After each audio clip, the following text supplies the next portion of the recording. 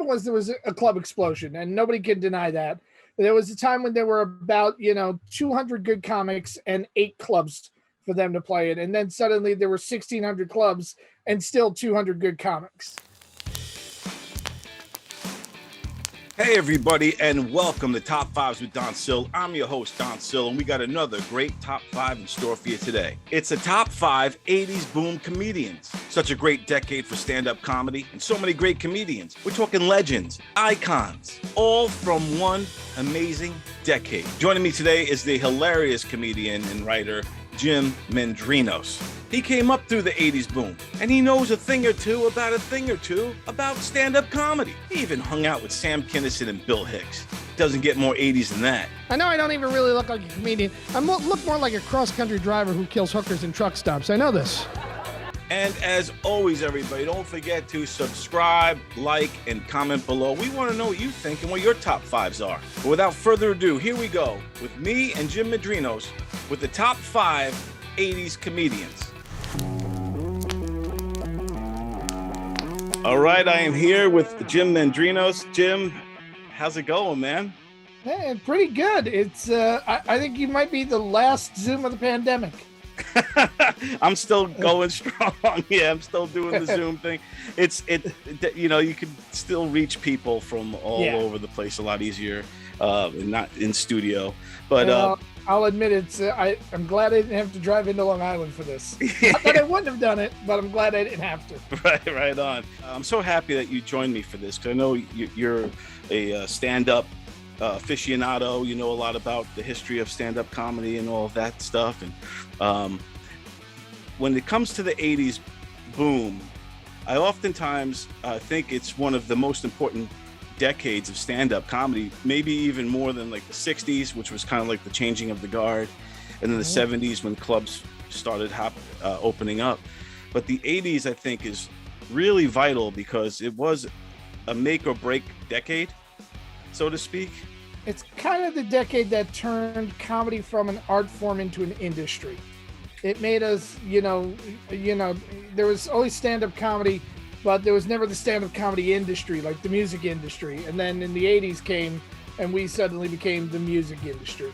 Exactly. And at some point, too, I think, with all the clubs that were opening up and all there was a ton of comedians also that came about. And I felt like it was a time period where, especially in the early 80s, where everybody thought they could do it. You know what I mean? Like everybody was getting up on the stage in front of a brick wall and with a set, and it was kind of watering it down a little bit. It was we were celebrating, like in one sense, mediocrity. Stand-up was starting to get watered down. You're about the Pollock bank robber. He tied up the safe and blew the guard. Well, I somewhat disagree with you on that one. I think what happened was there was a club explosion, and nobody can deny that. There was a time when there were about 200 good comics and 8 clubs for them to play it, and then suddenly there were 1,600 clubs and still 200 good comics. But once the jobs opened up and people saw, oh my God, that's a viable art form, people did what they normally do with any expanding industry. You got good in a hurry, and yes, there were a ton of really bad comics. I can't tell you how many times I'd be at the Comedy Zone in Tuscaloosa somewhere and working with some guy that I'd be on the show with him going, I am never going to see this human being again. This will be the only time that I will ever come across this human being. And more often than not, I was right. But it also, because there was a barrage of stage time, I was an anomaly. I started in '83 and I did the road and I worked in New York. So there was a month, in October of '85, long before I considered myself good, where I did 30 headline sets that month, and I also did 60 city spots that month.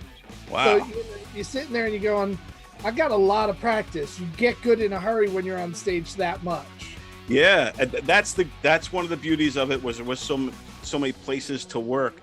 But I think also what happened was, like when I said about the mediocrity and all that, I think that all these other mediocre comedians that came about made it that much more for better comedians to evolve and find new ways to break out to the top. And they started to find different voices and tried different things, different approaches. And you started to see a lot of comedians go in places that have never been done before them. My life is so fast! Time real fast!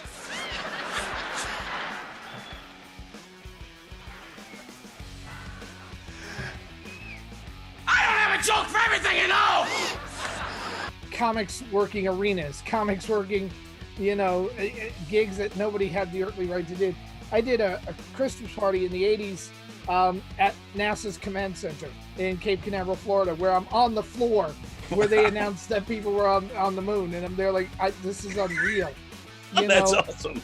Yeah, so you had some really good gigs opening up. You had some skill sets. We started doing corporate stuff in the 80s. Colleges were always there for comics since the 50s, but in the 80s we started being corporate. In the 80s we started, I started working church shows in the 80s, and I should never work a church show, but they hired me, so I mean, you just started to go places. To me, the divide came when the comics stopped being the opening acts in Vegas and they became the headliners in Vegas. Right. That was the paradigm shift. That was mid 80s. There was always, the outliers, the Dangerfield or the Bill Cosby, but even guys like Carlin and Pryor had a tough time, as a closing act in a casino. And now all of a sudden, Richard Jeni closing casinos. It just all goes by so fast, doesn't it? One minute you're in high school, and the next minute you're watching your prostate like a hawk. Anybody who says these are the golden years can kiss my wrinkled ass, Buster. Right. It's like, how the hell did that happen? Yeah, it was a great time, and that's what made this particular top 5 extremely difficult, because there's so many great comics that came out of the 80s, some that went on to become legends and icons, others that just live fondly in my memories forever, some that aren't with us anymore, like he's mentioned, like Richard Jeni is a great example of that. But yeah, I mean, how was this for you coming up with this top 5? It wound up being around 130, and then I had to keep culling it down. And like, you could make an all-star team of guys that didn't make my list. Dice didn't make my top 5, Right. He's clearly influential. Bernie Mac didn't make my top 5, and he's clearly influential. Yes. Ronnie Shakes didn't make my top 5, and he might be the pound for pound the best comedy writer outside of Dangerfield. You gotta take things one day at a time. I don't know exactly what the future holds for me. Oh, I'm pretty sure it involves an observation tower and a high-powered rifle. Wow, yeah. I mean, there's so many guys that, were close in No Cigar, and I kind of had to put rules. So, I wanted not only comics that were great in the 1980s. You had to be, a good comic in the 1980s. You had to have a lasting legacy. Right, okay. And I think you had to do something a little new with the art form to be on my list, because there's an awful lot of guys that were great. Richard Jeni is a great example of that. He's great, but there's nothing that differentiates him from a 70s comic or a 90s comic. Right, right. Stephen Wright is great, but he's doing stuff that we'd seen in the 60s. He just did it really well in the 80s. So I wanted to also grab originators, and that helped me cull down the list. But I'm looking here, and what was disappointing were my favorites weren't on this list. Like, starting in New York City, one of the guys that kind of put me under his wing a little bit and treated me so nicely is Long Island comic named Bob Woods. Let me introduce myself. Here I am, Mr. Cholesterol, the incredible bulk, Hungry Jack, a man called Horse, Sir Lunch-a-Lot, Chef Boy, are you fat? Pizza on Earth, goodwill towards manicotti, Rebel without a waistline, Strawberry Fields for breakfast, Lord of the Ringdings, the Earl of Sandwich, the Prince of Wales, and a little house on the prairie, all rolled into one. What can I tell you, folks? Oh, yeah. And if you want to just talk getting laughs in a set, there's nobody that got laughs like Bob Woods. And he didn't make this list because he faded into obscurity, you know? And Right, yeah. It was a difficult list to put together. How about for you? It was very hard because I didn't know what like the criteria that I wanted either, because I just kind of left it open-ended. 80s boom comedians.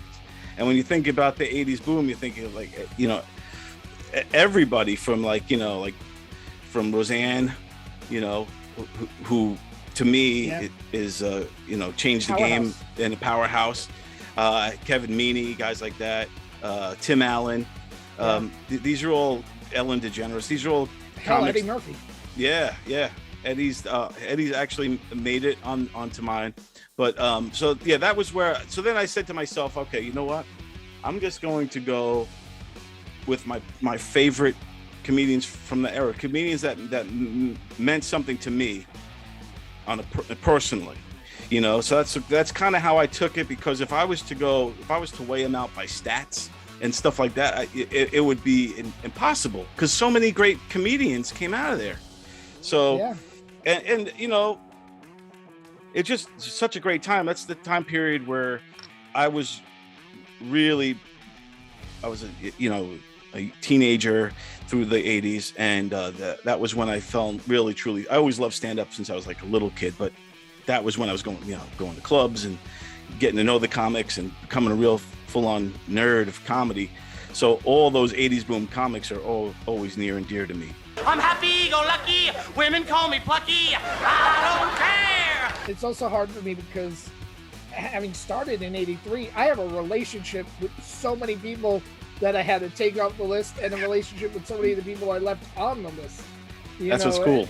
Yeah, and they're like, man, you know, because someone somewhere is going to hear this and go, you left me off the list. And I'm going to have a long conversation with people. And then there are those people that are absolutely 80s comics but didn't flourish to the 90s. Right. You have guys that we think of as 90s comics like Chris Rock and Colin Quinn. Those are 80s guys. You know, they broke ground in the 80s. So yeah, it's a tough list. This is a toughie. It was tough too with some of the comics that started in the 70s, guys like Richard Belzer or something, and then, you know, merged through the 80s, but they really started the 70s. So I was kind of like on the fence with those as well. But I can't wait to hear what you got. Let's you ready for to get going with this? Yeah, let's get going. All right. So what's your number 5, Jim? Well, my number 5 is somebody that I don't even think probably crossed your radar. But we wouldn't have alternative comedy without her, and that's Paula Poundstone. Oh, love Paula Poundstone. Yeah, and I remember her on the Young Comedian special that aired from the Green Street Cafe. I believe that was the 1984 one, where she won just her opening line of, I just got my hair cut and now it won't do what I want it to do. I want it to type. Look at this. How long has that been like that? What if we have to start this whole show over again because of that? People, it would behoove you to be a little bit more vigilant. I hate that, suddenly my hair involved in an unauthorized activity. And I just remember her hitting that line, and absurdist humor there was very little absurdist humor in comedy since the time of Lord Buckley. And certainly there hasn't been a female absurdist comedian, you know, in forever. And, you know, her and Stephen Wright came out, and I know Stephen Wright's a little more popular with it, but that launching pad, and then her crowd work, elevation of crowd work like an art form, probably the number 2 crowd work comic of all time, behind a Jimmy Brogan, but Jimmy Brogan's solidly a 70s guy. So you're sitting here going, okay, the influential, doing something women don't do, just really great at what she does, you know. And I think people, you know, with the scandal and everything, people forget how influential she was. There would have been no Roseanne without Paula Poundstone. There would have been no Brett Butler without Paula Poundstone. And both of those are 2 monster comics. Right. But somebody had to pave the way. And she has a long-lasting legacy. Let's all go someplace all at once. You know, like a 7-Eleven or something. All of us all at once. Just act like it's a complete coincidence. They're just having a rush. I love Paula Poundstone, always been a fan of hers. I love her delivery, her stage presence, everything about her. She's an original all the way through. Still to this day, when you look at her, just her demeanor, the way she dresses, her cadence on her joke delivery, all that stuff. And I always loved her bit that the first time I ever heard it, I was literally in tears laughing. It was about the Pop-Tarts, how her whole Pop-Tart bit. And then, this is what happens to me. I open the first pouch and I eat one tart and I enjoy it very much, as naturally I would. And then I feel, well, I have to eat the second one or it will go stale.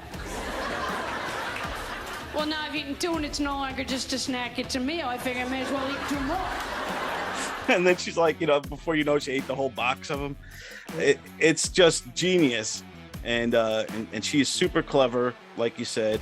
And kind of right there in the pocket with like a Stephen Wright, the way she writes, the way she thinks, not in delivery or anything, but like if it was all on paper, it would look the same as Stephen Wright, I think. Yeah, and I mean there were like 3 comics that really had that style. It was her, it was Stephen Wright, and A. Whitney Brown.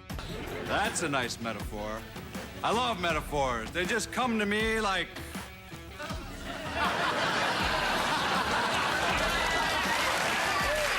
Something comes to something or other. Yeah. And they all started around the same time, and I think she's just a little better than the other two, just by a whisper than the other two. Although I'm more of an A. Whitney Brown fan, you know, but I think she just narrowly edged him out. Right. And A. Whitney Brown, I think they the two of them dress similar. Yeah, and their tweets are still similar. Yeah. You follow them, yeah. Good, great pick, man. I love Paula. For me, my number 5 is also a great comic from that, obviously from the 80s era. She's known as the Love Goddess, and this is Judy Tenuta. Yeah.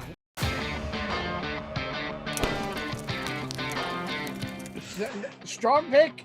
Yeah, absolutely strong pick. Thanks. Yeah, I as a kid, I had the biggest crush on Judy Tenuta, with her the accordion and everything, and her attitude, and then she would like spit her gum in the audience and all that stuff, and she was just this in-your-face kind of half insult, half observation, and she was just awesome, and to me, she epitomizes the '80s comedy scene for some reason in my head. Like she's one of the first people when I think the 80s, I think of her. You know, today I was in the park breastfeeding the pigeons.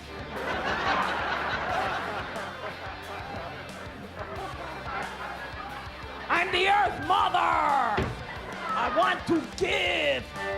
She, I got to see her early in my career at the old Carolines, and I'm talking the first one, the one on 8th Avenue in the 20s. Wow.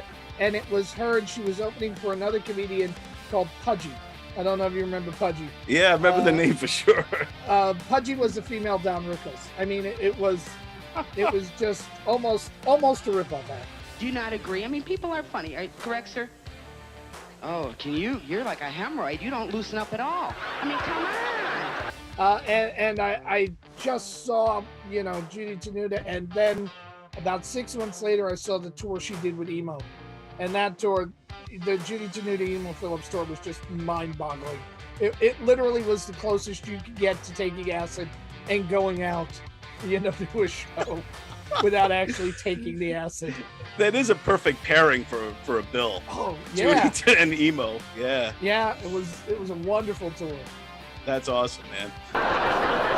Oh, and he says to me, he says, Judy,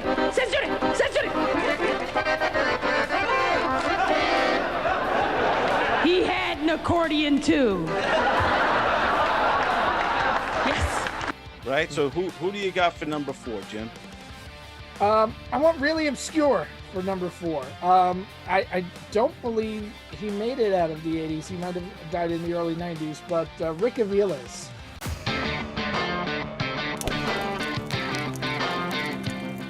Wow, yeah. Yeah, I mean, he did everything Freddie Prinze did in the 70s and turned it up a notch. Demons like you cannot imagine. But I've never seen a more pure performer in my life. Him and the guy I have at number 3 are the two most pure performers I've ever seen. And the thing with Rick Aviles was confrontational with his audience. It wasn't like he was friendly with them.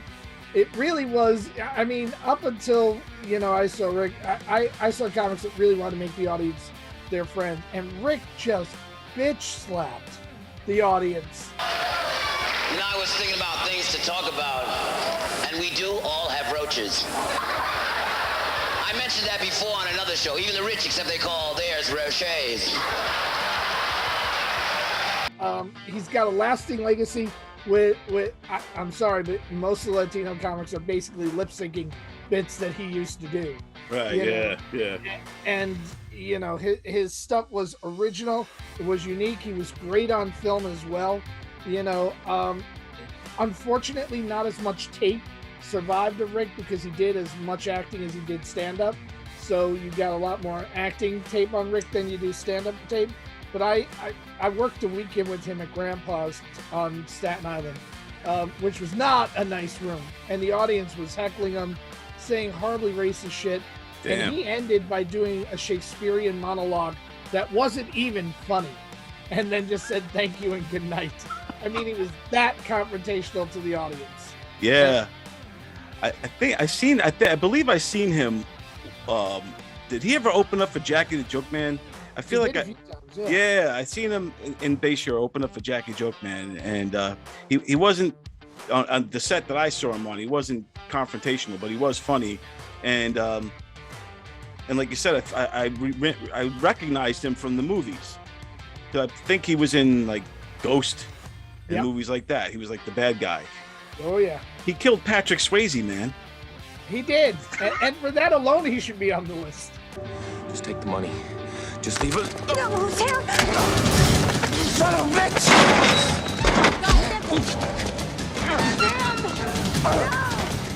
Somebody help us! For that alone, he should be on the list. Exactly. No, that's great, man. Like you said, I'm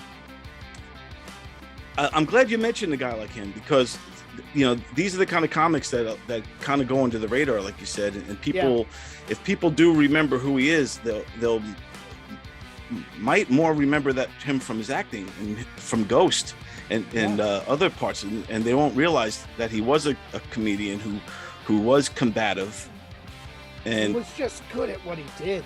I'm a native New Yorker, which means I have an attitude, yes. Everybody has an attitude in New York, even the winos. Come here, you, come on. Come on, you bastard, give me a quarter. Just, the performance was just, as a comic, sometimes you watch another performer and you just go, I wish I had that talent. Just that particular talent. There's not a joke he ever wrote that I was envious of. There's not anything he ever did on stage that I was there like, man, I wish I wrote that. But his stage presence, the command that man had, he literally would walk on the stage and everybody's eyeballs just shifted to wherever he was. That's talent. That's not even a skill. That's talent. That's the magic that you can't teach. That, you know what I mean? Like nobody could have that. Yeah. So like to have that kind of presence is huge, and I'm glad, like I said, that you mentioned him, Rick Aviles, right? Yep, Rick Aviles. Excellent, man. This is great. So, boy, it wasn't easy for me growing up in New York, being a Puerto Rican who couldn't speak Spanish. Good, you laugh, boy. The only Spanish I ever heard was at night. Half hour after my mom tucked me in, I heard her in the next room with Dad going, "Hi. Hi, Papi." My number 4 is kind of obscure too, in a way. Maybe not as obscure as Rick Aviles, but to me, this guy meant something to me because at the time he's maybe a couple of years older than me, and he was the young guy that broke on the scene, and he was doing raps and stuff. And this is Barry Sobel.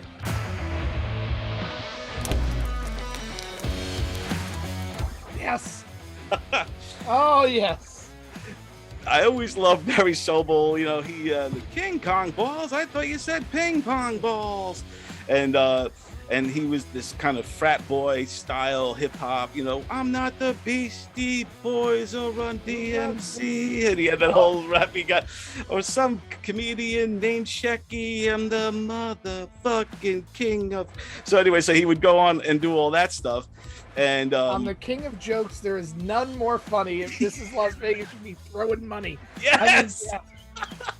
Oh, I remember it like it's yesterday. I'm a stand-up comic. Well, that's my line. And I'd like to know your zodiac. Zodiac. Zodiac. Zodiac, son. Yeah, man. And it was such an underrated writer, too.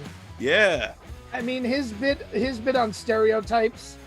You know, fine, a black man's butt isn't higher up than a white man's butt. All Asian people drive well. I mean, the jokes were just amazing. You're right. A lot of Irish people are not completely drunk. All right, fine. You win. Jewish people are constantly picking up a check. Okay, fine. You're right. Chinese people are excellent drivers. Fine. He was great, man. And like, for me, he's another one when I think 80s boom, I think him. And, you know, he's still around. I don't know if he still does stand up much, but he's still, he's still active. I know I see like on Facebook and stuff. And, and he's the guy that taught Tom Hanks how to do stand up. Is this the most exciting thing to make a movie about, arm wrestling? You know, you can bet this bald guy is going to get Stallone over like this at some point. You know, and then they're going to have the close-ups, the hand, the eye, the hand, the eye. For the movie Punchline, he coached him up. And when you watch Punchline, as bad as the movie as it was, but when you do see Tom Hanks performing stand-up, you could see Barry Sobel. You could see it in the delivery and everything. But yeah, I think Barry Sobel's one of those that meant something to me, especially as a kid, because he was this young guy that was doing it, and I was just like, I could do this too. Like, this guy's awesome, you know. So it was one of those type of things, because at that time there wasn't a lot of young people really doing it. He was like the young guy at the time. So yeah, that's a really fun choice, and you know what? I don't think a lot of people would have him on the list. You know, and when I was making my list, he was one of those people I had, but I'm there like, just didn't make the top 5 for me, but can't argue with that choice. You have to understand that I'm a generic white comedian. I headline comedy clubs all around the country, and I kill. And, you know, I make observations. I say things like, hey, who are those guys? You know, like in a 7-Eleven, it's really expensive, but the guy behind the counter isn't from this country. What's the second bit? yeah. All right, so now we're moving along here. So let me write this down, Barry Sobel. All right, so now we're already at number 3. Yeah. So who do you got for number 3? Number 3 is the saddest story ever in the history of comedy. And I'm going to give you a little prequel. I was going to put Eddie Murphy at number 3. That's where I was going to put him. And spoiler alert, Eddie didn't make my top 5. Instead, I put the person who actually indirectly gave him his break, and that's Charlie Barnett. Charlie Barnett was, people remember him from Miami Vice. People remember him from a lot of things. He actually got cast on Saturday Night Live, and because he could not read the prompter, he got fired. And they gave it to Eddie Murphy. Wow. So indirectly, he has a big part in Eddie Murphy's legacy. But Charlie was the person that made this so that this was not an upper scale art form. You had hints of it before. You had people like Freddie Prinze before, who was definitely, you know, on the poorer side. But Charlie was one of these people that, no. Like, when you saw Charlie, it was equally likely that the man spent the night in a 4-star hotel or he spent the night on a park bench. And you knew he was comfortable either place. I like pocketbooks too. Hi, honey. Don't worry. Don't worry. This is a fucking joke. This is a fucking joke. Thanks for giving to the United Negro College Fund. The police are coming. I saw him do things that I've never seen another human being do. I saw him at the comic strip one day, upset that they were only paying him $50 for a spot, start a joke, and then, stop it in the middle of it and take his hat up and say, "You want to hear the end of that joke? You need to fill this hat." And he passed it around, and by the time it got back to him, it was friggin' overflowing. Wow. I saw him and Otto and George do street comedy in Washington Square Park. I mean, everything about him was amazing. Brilliant performer.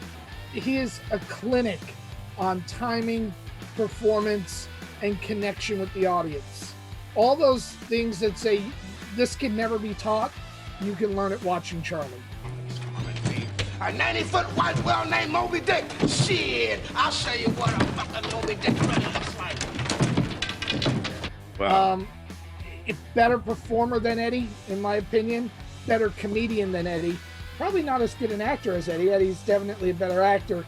But when it came down to making the list, I'm there like, man, do I take it away from Charlie because, not a lot of people have heard about outside the 80s? Or do I give it to him because in the 80s, man, if you had to pick one act in the 80s you did not want to follow on stage, it might be Charlie. Hey, what's up, man? You want to buy a watch? No, I don't need nothing. No? How about a pair of glasses, my man? You want to buy some glasses? No, I don't need nothing. I got plenty of watches, hey, man. Look, why don't you just take a walk, okay? I'm not in the mood for this. Okay? Well, what's your problem, hey, I'm man? sick and tired of guys like you doing this stuff to me, all right? Why don't you, Well, I got my own problems. What am I doing to you, man? What do you mean, what are you doing to me? I got my own problems, all right? I got a dog that's got BD and don't hurt to me. Let me tell you something, Bunny. I'm getting out of here. I'm getting out. Why don't you? What do you got? You got a problem? Goddamn, chill out, man. Yo, man, man, goddamn. Yo, man, goddamn. Chill out. Oh, shit. That's great. And I wonder if through the years, if Eddie ever acknowledged as Charlie Barnett or anything like that. But it's crazy that it comes down to a teleprompter. His you always hear these stories about people's careers, make or break moments. And when it comes down to a friggin' teleprompter, who woulda, coulda, shoulda. Who knows what would have happened? Yeah. If he would have got on. If Charlie had the parents that Eddie had, and he was forced to focus in school like Eddie was, what would he have been? Right, yeah. Definitely had the charisma, and that the drug addiction did not help him.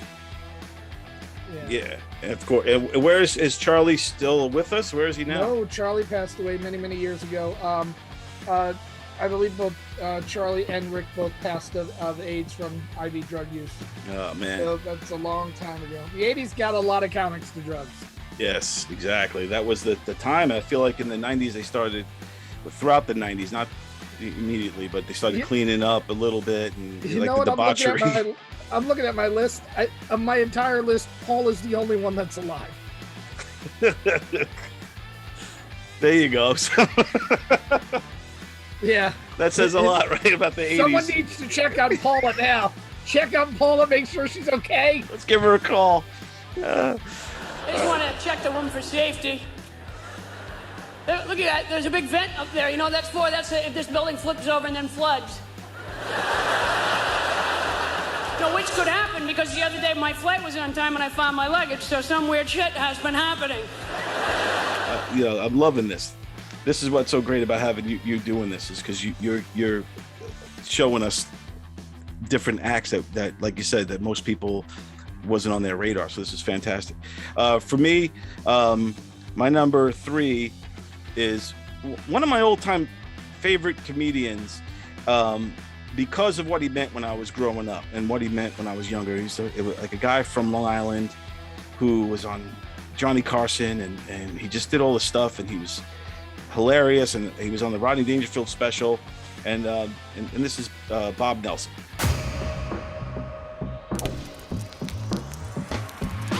To me, Bob Nelson will always have a special place because he was the first comedian that I ever realized was from like the next neighborhood over from where I grew up. And so I knew, holy shit, like this can happen. People can do this, like, you know. And then he was also one of the first comedians I ever met in person. And I loved his set on you know, the Rodney Dangerfield special. That set holds up. That's still the set people talk about to this day.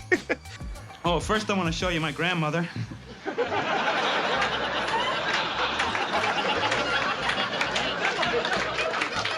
A lot of people get upset when I do that, but if you saw my grandmother, you'd say, that's her.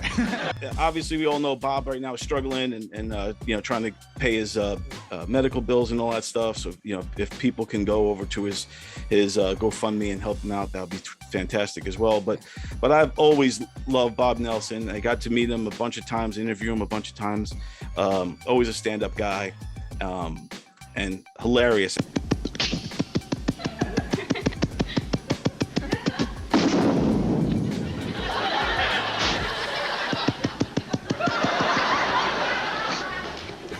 He innovated within an old school style. He definitely, of everyone we've mentioned on the list, he's probably the most traditional, most old school comic that we've mentioned so far.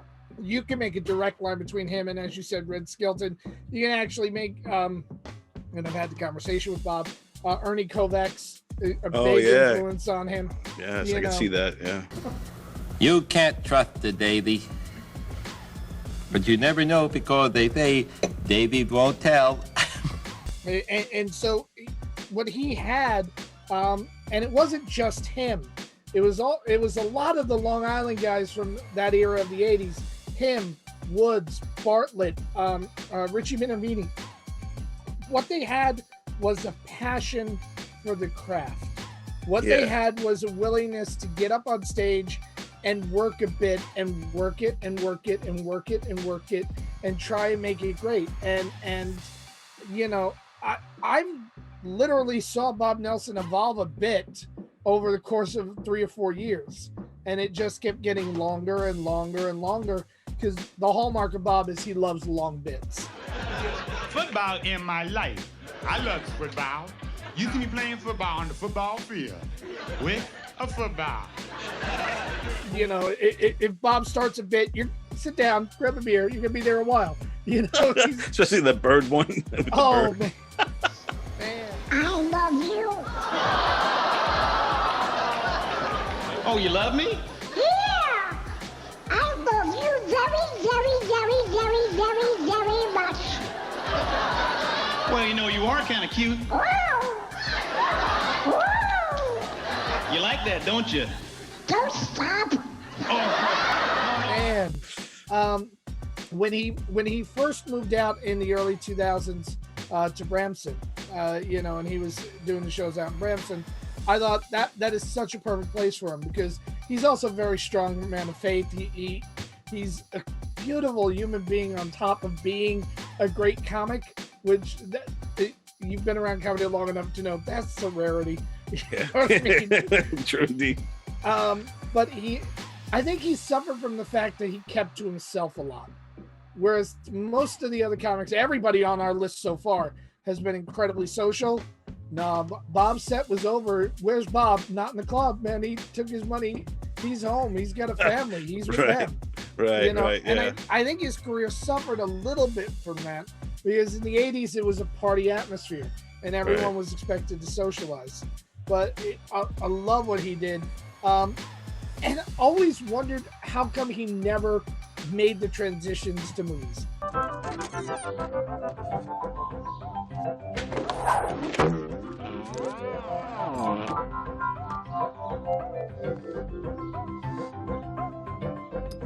You know, and don't talk Ryder P.I. He never made the transition into real movies, because he should have. He's that good. His characters were that good. He was. I thought he was on his way with like Kindergarten Cop and all that. Oh, what's that got going on there? And a little something I cooked up myself for you. Henry, I almost didn't recognize you with all your clothes on. You know, you look pretty good yourself. The leg. Oh, did I? I'm sorry. Yeah. You know, he definitely had it, and I wish he would have been able to take that leap into major films, but yeah, I mean, and you know, and like to this day, everyone still does his bits, which now I don't even know if I could do them without getting canceled if I did the voices. Oh yeah.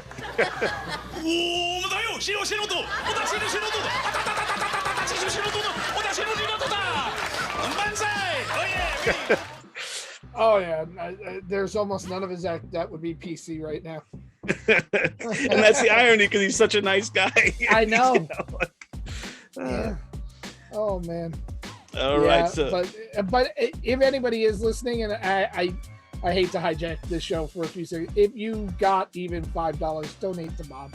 He's going through a really rough time, and he brought so many laughs to so many people. So if you got it to spare, you know, send it over. It'll do a world of good. yes, indeed. Yes, indeed. Bob's a great guy and deserves it. All the help he can get. Thank you very much. All right, so now we are moving along to number 2. We're already at number 2. So who's your number 2 pick? This is where it got hard, because now we're clearly leaving people off.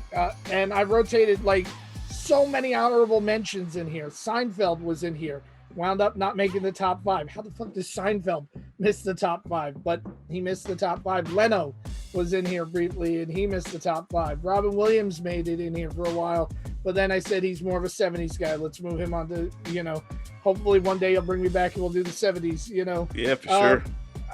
And just sitting here going, okay, who do I have here? And I actually, and this is full disclosure, I may be biased on this pick, because this was one of the people I met very early in my career, one of the first people to take me under his wing and take me on tours with him. And it's somebody that I considered a good friend until the day he died, and that was Sam Kinison.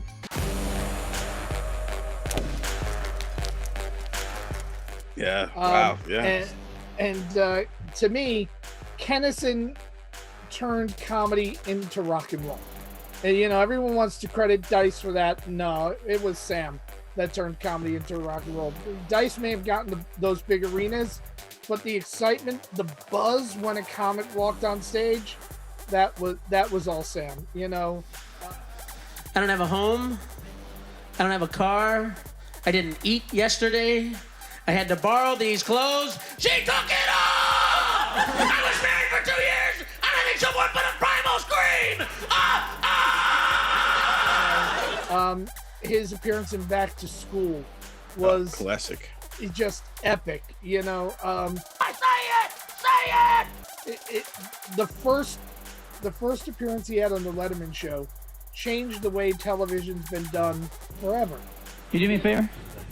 If you ever think you want to get married, if you ever think you've met the right woman, you want to settle down, you want to get a house, you want to get a car, maybe raise a family, do me a favor, will you, Lou? Remember this face.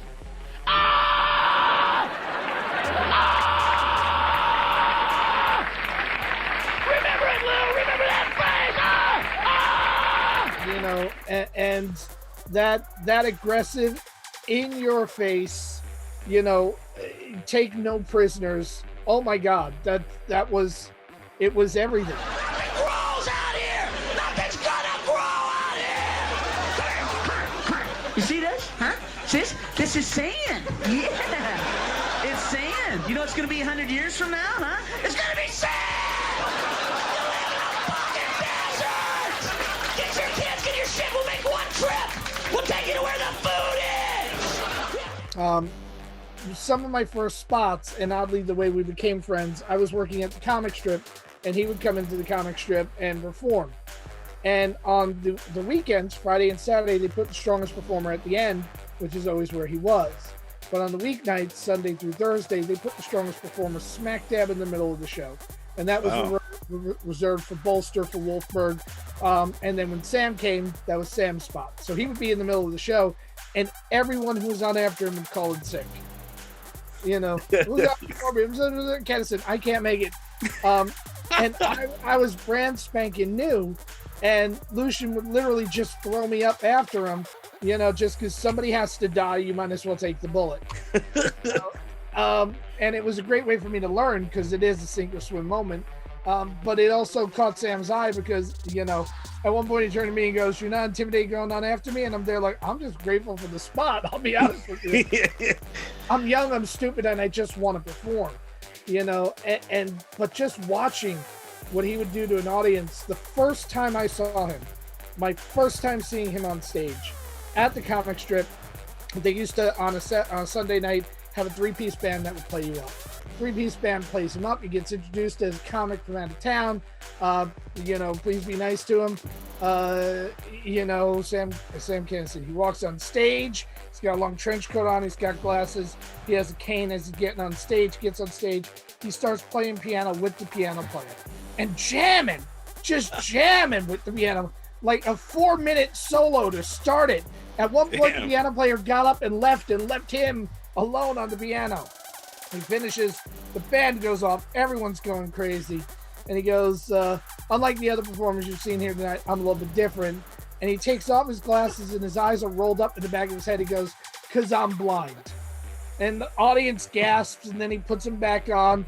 And he goes, "I don't want any special treatment from you guys. Let's just get this out of the way. Can somebody heckle me? Just somebody heckle me so that you understand I'm a real kid." And somebody heckled him, and then for 5 minutes just laid into him. "Oh, you heckled the blind guy. You're a big, brave dude. Heckled the blind." Just destroyed him. Audience is now rolling. He takes off his glasses. He looks at him and goes, "I'm not really blind, but looking at you guys now, I wish to God I was."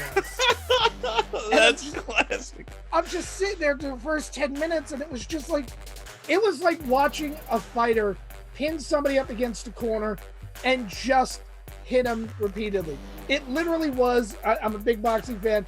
It was like watching the Larry Holmes Marvis Frazier fight. It was 3 shots to get him in the corner, and then just turning around to the referee going, "You need to stop. I'll hit again, but you need to stop this." Yeah, just a beating. Yeah, and that's he assaulted the audience in a way that I've never seen before. And probably the reason why he's number 2 on the list and not number 1, in a way I've never seen again. You know, right. Nobody can replicate what he does. People try all the time. You know, Rick Shapiro tried, but you can't. Right. You know, he is what he is, and he's the only one who is what he is. Yeah, Sam is a true juggernaut, and obviously changed the game, and changed what stand-up could be, you know, in a lot of ways. Like you said, he brought rock and roll to it. He brought edge, danger to it. Dice did too, and they both came up together. But I think Sam, the difference between Dice and Sam, I think, is that Dice was a character, self-proclaimed. He'll tell you that. Yeah. And Sam was the real guy, and you know that. You know him, right? Oh, so. Yeah.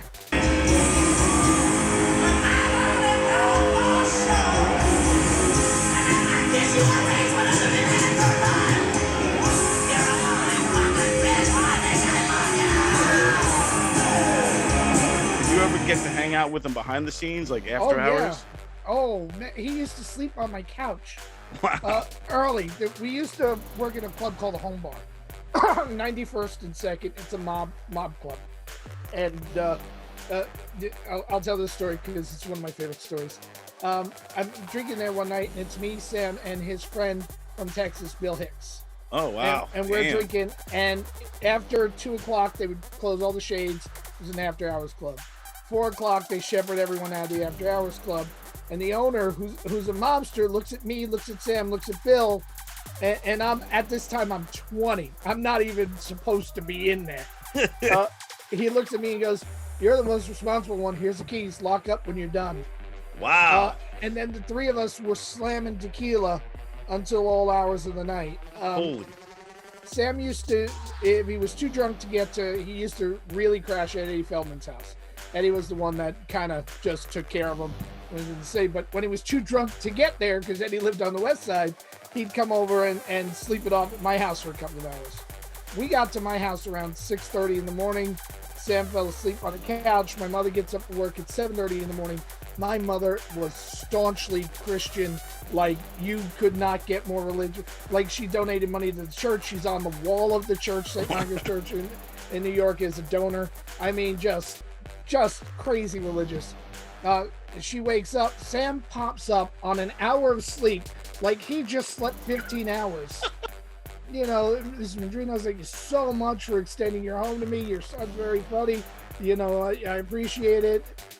You know, can I make you some coffee while you get ready? He made her coffee. He made her breakfast. He sat and chatted with her while she was off to work. He did this 5 or 6 times to the point where my mother had only come to see me live once. She made a point to go see Sam. And I told her, you're going to hate what he does. You are going to hate what he does. And she said, like, no, I won't. And she went and she freaking loved him. Wow. I mean, he was, yeah, he was charming on every level when he wanted to be. Wrote this song, goes like this. You fucking whore! You used me! You never loved me! I hope you slide under a gas truck and taste your own fucking blood! Die! Die! Die! Wow, what a great number 2 pick. Sam Kinison, the legend. For me, my number 2 is probably almost the complete opposite of Sam Kinison, maybe, and that is Jerry Seinfeld.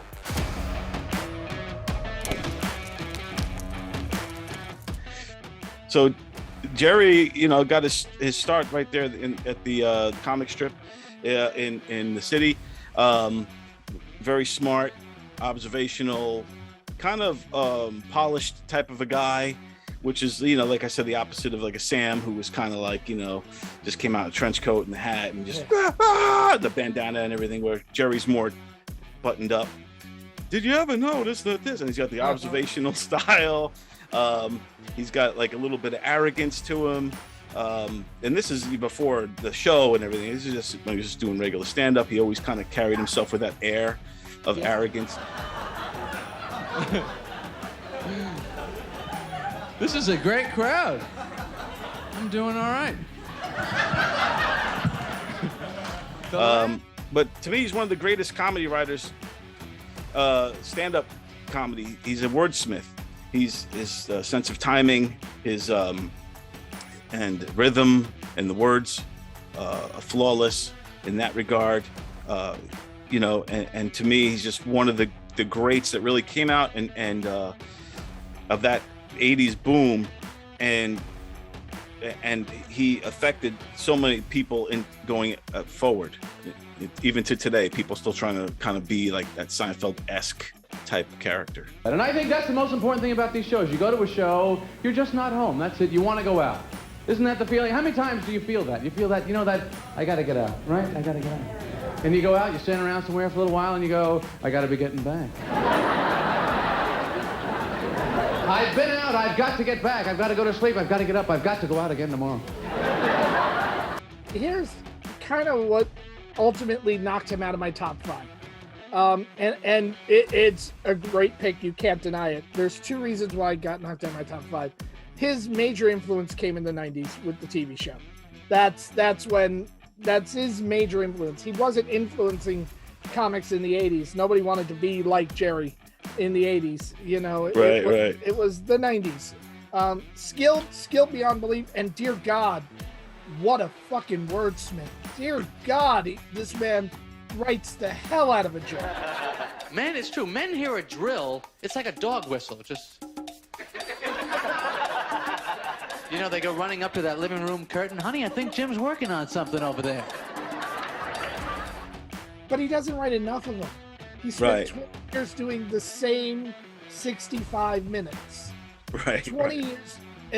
Whereas you would watch somebody like a Steve Martin who'd turn over material every 3 months. You'd watch somebody like a George Carlin. It's a new hour every year. Yeah. Period.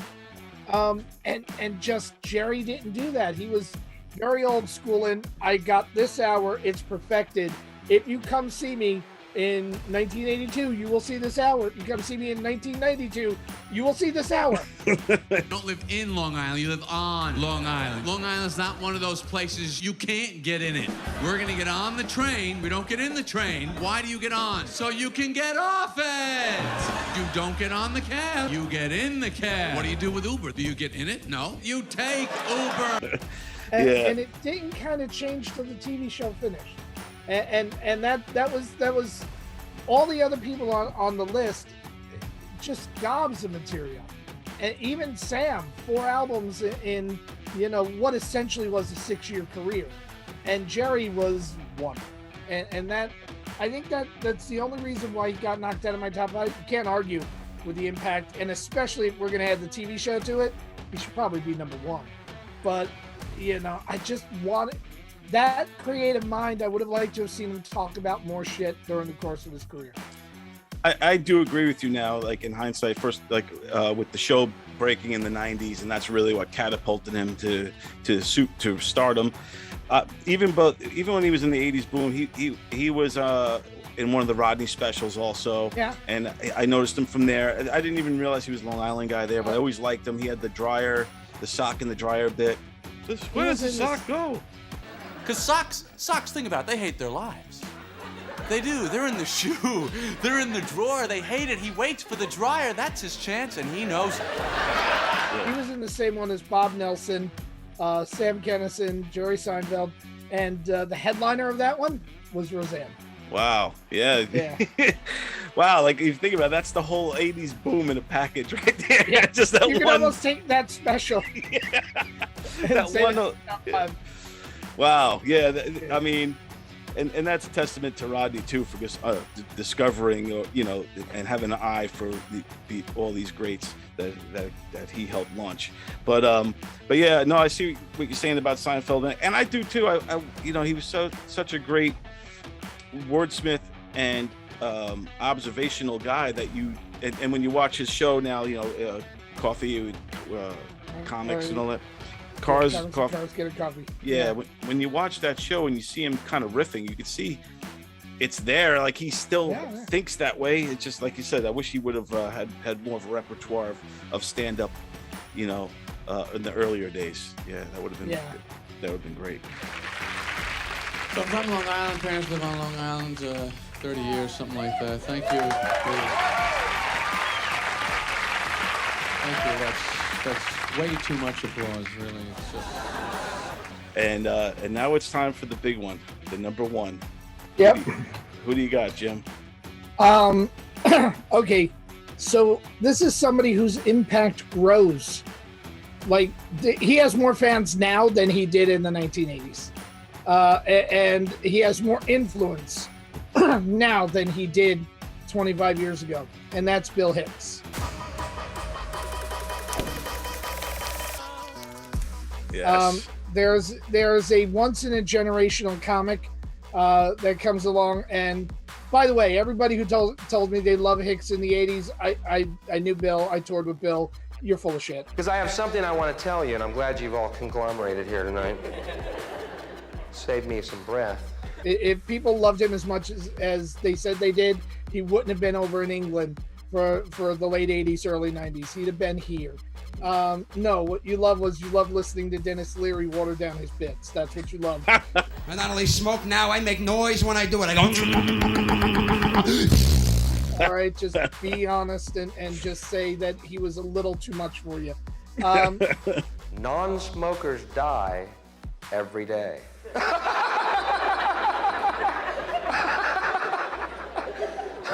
Sleep tight. Look, it's not for everybody. And sometimes the great comedy isn't. Lenny Bruce wasn't for everybody. Mort Saul wasn't for everybody. I adore Lord Buckley. Not for everybody. I claim that all ladies and gentlemen are lords and ladies. Were it not to be so, in calculi, the king and queen could not sit their throne. For it's very obvious that the Empire State Building can be built on the frog patch, and if the sphere swings, the first 5 floors must have the ruby windows. All I asked him was what his name was. Again, it's not meant to be for everybody. Comedy's meant to be specific. But you can't argue.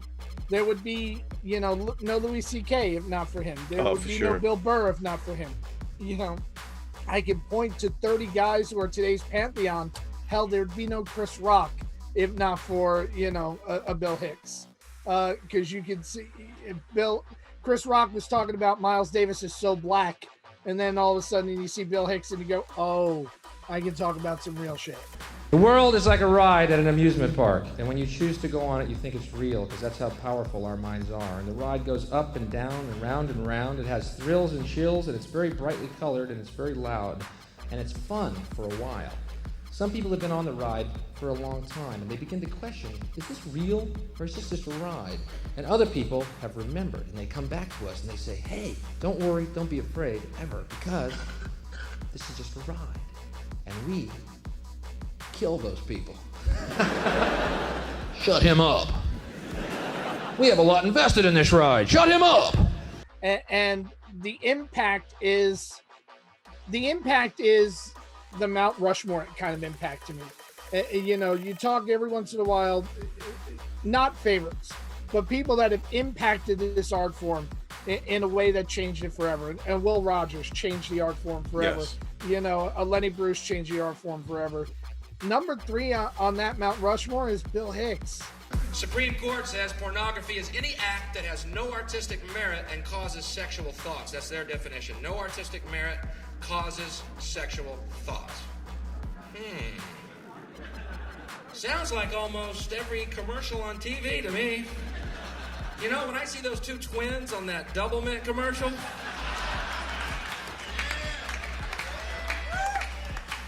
I'm almost embarrassed to tell you this. I ain't thinking about gum. Double your pleasure, double that fun. Yeah, honey, where's the Wrigley's? He changed this art form forever, undeniably changed it forever. You know, and it's surprising to me that, you know, when you listen to the bits now, and this is because I went back and I started listening to the stand-up again, just so I go, okay, I don't want to be the old guy that's speaking about nostalgia. Right, the bits have more resonance now than they did in '88. You know, Yeah, Rant in E minor, it sounds like it was written about Trump. We killed 6 innocent people launching 22, I think $3 million apiece missiles on Baghdad, killing 6 innocent people. I think that's a little bit overdoing it, if you ask me. You know what we should have done? We should have embarrassed the Iraqis. You know what I mean? Here's how we could do it. We should have assassinated Bush. He said, that's how you do it, Calvin. Don't fuck with us. I mean, Right. Yeah, it does stand up, and it's crazy to me too. Like, I think about it, I'm like, how old is, like, when I watch his stuff, I'm like, how long ago was this? Because it feels like it's still relevant, it still holds. And you know, also with Bill Hicks, also, like you said, people didn't, I think he was ahead of his time in a way, or didn't get the right exposure or something, because like you said, he didn't have the fan base he should have had in the 80s, because now you look at how important he was and how revered he is, and you know, now people study him. He's like a case study.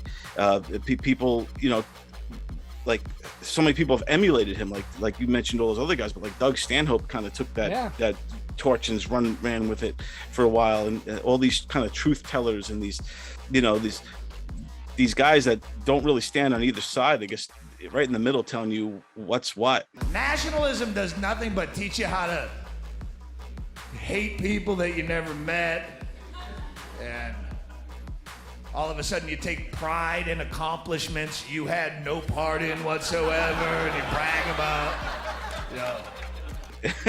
Everybody sucks, and here's why. Right, exactly. And it's the hypocrisy that they point out, and Bill Hicks was a master of it. And like you said, people who aren't familiar with Bill Hicks watching this, you should really just YouTube him, watch some of his stuff. It still holds up today. It's still funny. Like when you listen to like somebody like when you talk about Mort Saul or Lenny Bruce, who kind of paved the way and set it up for Bill Hicks, their stuff, you have to put yourself in a 50s mindset to find Time capsule, yeah. Right, for it to be funny. But like if I was in the 50s, yeah, this is edgy, or this is funny, or this is that. But with Hicks, it still holds. You don't need to think about yourself in the 80s for it to be funny. We have figured it out. Go back to bed, America. Your government has figured out how it all transpired. Go back to bed, America. Your government is in control again. Here's American Gladiators. Watch this. Shut up. Go back to bed, America. Here is American Gladiators. Here is 56 channels of it. Watch these pituitary retards bang their fucking skulls together and congratulate you on living in the land of freedom. Here you go, America. You are free to do as we tell you. You are free to do as we tell you. Who's your number one? Okay, so this was tough, man. Like we said, there's so many comedians. We're talking about one of the greatest decades of stand-up. So many comedians. And you know, you do have your ones that change the game a lot, the Roseanne bars and stuff like that. But for me, and even Dice was an honorable mention of mine, who's in and out of my list, off and on my list, because he just meant so much when I was growing up. Obviously, I'm like right in his demographic as a teenager growing up. But this guy, you mentioned him earlier. It's Eddie Murphy.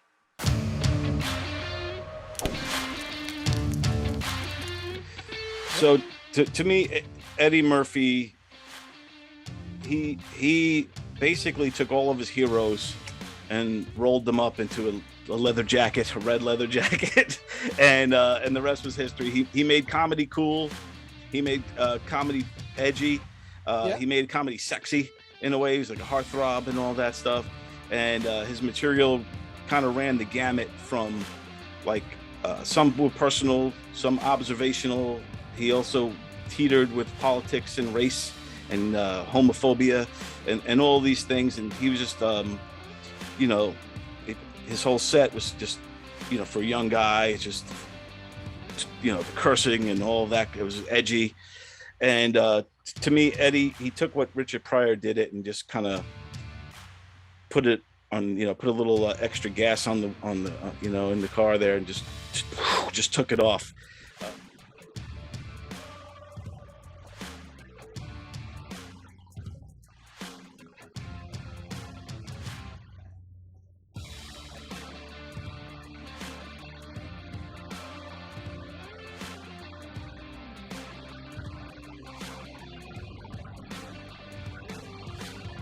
And I think to this day, he inspired so many people that Eddie Murphy thing. People, young kids today are still inspired by Eddie, I will tell you the worst thing about the pandemic was it canceled Eddie's return to stand-up.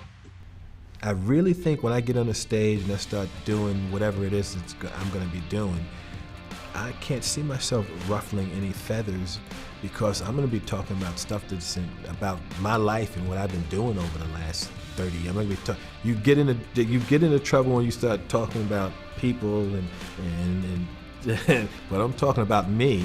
There's no trouble to get in, because my show is going to be all about me and how I see things and how I felt about something.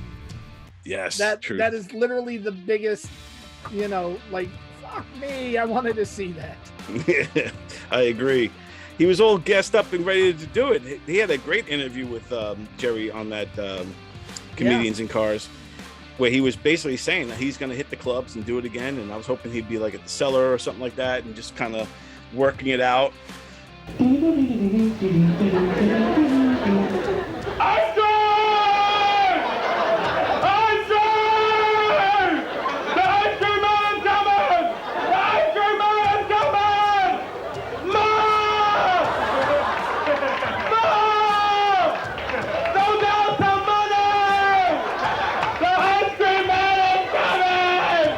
Now, have you gotten to know Eddie through the years in his young days? I met him. I didn't know him back then. He was a superstar when I started, so when he came into the club, you were ushered away. You know what I mean?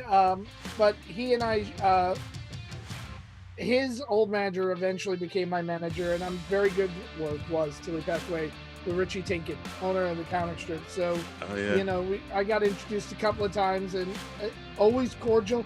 Shy, painfully shy, just painfully shy, which is, unexpected. But he also, and this is another thing that I really like, he took care of comics. He took care of the guys around him, and that was kind of important. I hope he reaches back and takes care of Bob a little bit, but, he took care of the guys around him, which is always nice. Right.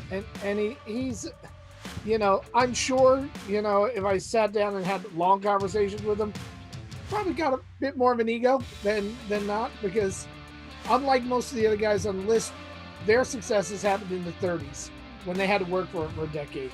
His was at 19. I wanted to say something to people too. I am 19 years old. I have been black for 19 years on this earth. Okay? And I have been watching a show called The Little Rascals for about 16 years. And all of my dealings with blacks, been living in a black neighborhood all my life, I have yet to meet a nigga named Buckwheat. I can't imagine. I remember what an asshole I was at 19. Had I have gotten stardom at 19, holy shit. Yeah, I'd be dead by now. You'd have found me in a hooker's vagina with an 8-ball up my nose. I'd have just been awful. Just awful.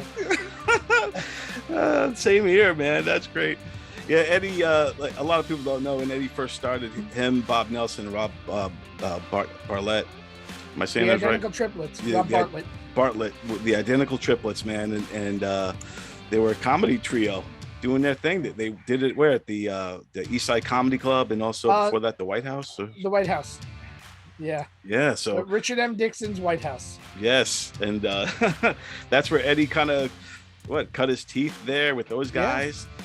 And then, like you said, at a young age, 19 years old, he gets broke. What was he? At 19 or 20 when he got an SNL? He was still young. He got the offer at 19 and he got on at 20. Wow. So yeah, this is a guy that's been superstar his entire life, pretty much. Yeah. And he's still, I mean, he's just nominated for like all those, like I think an Oscar for that Netflix film he did. So he's still doing it, still relevant, still funny, and I hope he comes back and hits the stand-up again, because that would be a great way. That would be so great. Yeah. Did you see when he got an award? I think it was the Mark Twain Award, and he did a little Bill Cosby and stuff. Yeah. I would like to talk to some of the people who feel that I should give back my trophies. I remember that feud vividly, you know, and I remember, you know, him standing at the bar, you know, telling his manager at the time, I can't believe this motherfucker said this about me, you know, and just the Richard Pryor joke he did about it was just perfect. Yeah, yes, that's so great, so great. Do the people laugh when you say what you say? I said, yes. He said, do you get paid? I said, yes. He said, well, tell Bill. I said, have a coat and a smile and shut the fuck up. All right, so we have our both of our fives now. Now is the hard part. Now we got to merge these into a final top five. So here, I'll go through them again and start thinking about who you would want to put into the top five and which ones you would consider removing. Now, this is never the easy part, but here we go. So we got Paula Poundstone and Judy Tenuta, Rick Aviles and Barry Sobel, Charlie Barnett and Bob Nelson, Sam Kinison, Jerry Seinfeld, and Bill Hicks and Eddie Murphy. Okay, we got a lot of legends there right there in the top. From our number threes to our number ones are all legends. I think we have to take both of our number ones and both of our number twos. I think you can't argue that Seinfeld and Murphy belonged on the list, you know, and maybe my criteria was a little skewed. And I don't think you can argue that Hicks and Kennison belong on the list. I think those guys belong on the list as well. So I think that's four. I think we're six people are vying for one spot is what's happening. I agree, because you got Hicks, Murphy, Kennison, and Seinfeld. There you go. That's four. I agree with you totally. So now, like you said, here we go. It's between Charlie Barnett, Bob Nelson, Barry Sobel, Rick Aviles, Judy Tenuta, and Paula Poundstone. So, this is tough. I think, you know, I hate to say it, but Rick, Charlie, and Bob, as wonderful as they are all a little too obscure to probably crack this top five. I agree. Even Barry Sobel might be a little... He might be a little bit too, but his impact is maybe keeps him on the list a little longer than the other three. Right. Okay. But I think it really comes down to, do you want Paula or do you want Judy? You know, I think it really comes down to those two. And that's a tough decision too between Judy and Paula Poundstone, because they're different from each other, and they're both impactful. And I'm trying to break it down, like who is the better writer of the two. I would say writing, that's a tough one too, because Judy, they're different styles, but Paula, you could say if you put their jokes on paper, Paula's might be more clever. Yeah. Where Judy's is more like, spit that gum at you, you stupid man, whatever she would say. And they both do things that hadn't been done before. Extreme character, you could argue that was done with Moms Mabley or some of the other extreme characters of women beforehand. No woman had ever done the surrealistic stuff, type of material before. You could almost toss a coin, or what day of the week is it? Give it to one of them Monday, Wednesday, and Friday, and the other Tuesday, Thursday, Saturday, and Sunday. Give them both off, and maybe throw Barry in there. I tell you though, looking at them all, my gut just tells me to go just because I'm looking at the list, and she just seems like she fits in there. It's Paula Poundstone. I just feel like she's the right way to go. I wouldn't argue with that at all. I think it'd be pretty good. So and here's the whole thing. If we look at the 5 that we left out, they probably have a better show than the 5 we put in. I know, right? So, all right. So sometimes it depends on the guest if you want to put the 5 in order, or if I think we absolutely can.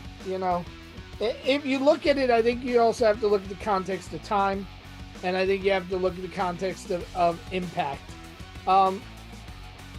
I don't think you can deny that, because this list is 80s specific, it's Eddie. If it were, beyond 80s specific, you could argue that Jerry should be number 1. But definitely Eddie gets it for just his impact in the 1980s. There was nobody on that list who had a bigger impact in pop culture or comedy in the 1980s. That's true. After that, you can make a really good case for Seinfeld to be number 2, although I think his impact comes more in the 90s. I would argue that Hicks should be the firm number 2 on that one, just because he was relevant in the 80s, and he became more relevant as time went on, and we didn't realize how evergreen his material was. And so that's probably why I would put him as a number 2. I agree with that. Totally. Then, yes, I agree. Eddie Murphy, Bill Hicks. And then just because of what you said about Seinfeld, and I agree with that, I think that pushes Seinfeld to me down to like 4. Yeah. Right? And then I'm thinking Poundstone at 5. Yeah, and then Sam is number 3. And then Sam is 3. Which any of these people on any other list would all be their own number 1s, because they're all amazing. Yeah, I mean, you're looking at 5 of the top 100 people of all time. 5 of the top 100 funniest people of all time. Right. Exactly. You know what I mean? That's there's no denying that. But wow. It's an amazing list, Well, Jim, thanks again. This is a great list, man. We got Eddie Murphy, Bill Hicks, Sam Kinison, Jerry Seinfeld, and Paula Poundstone as our top 5 for the 80s boom comedians. Thanks, Jim. This is great, man. This was a lot of fun. Thank you for having me. Yes, I appreciate it.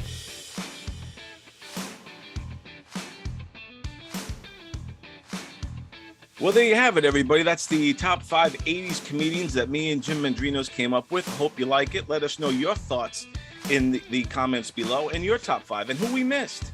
It's a big decade. One of the greatest decades of stand-up comedy, so I'm sure we missed a few guys here and there.